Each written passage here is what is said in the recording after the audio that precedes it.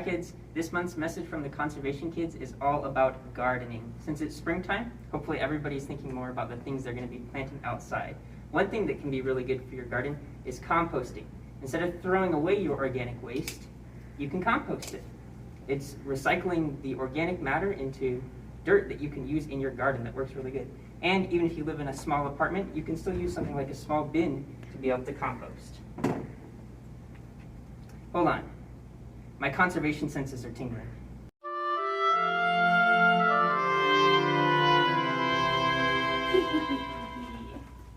My garden is going to look so fabulous once my seeds come in. Some of it there. Ooh, that's pretty. Ha ha ha ha, it'll be beautiful.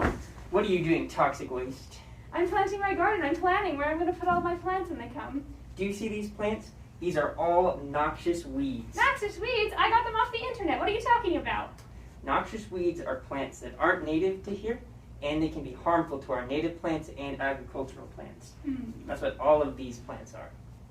The best plants to plant are native plants. They won't do any harm to the plants that are already in your garden. They use less water, and they're the best for native pollinators.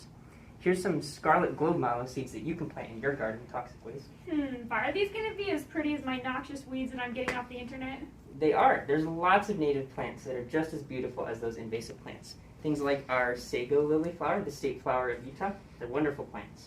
I guess these are pretty cool. I guess native plants can be pretty too.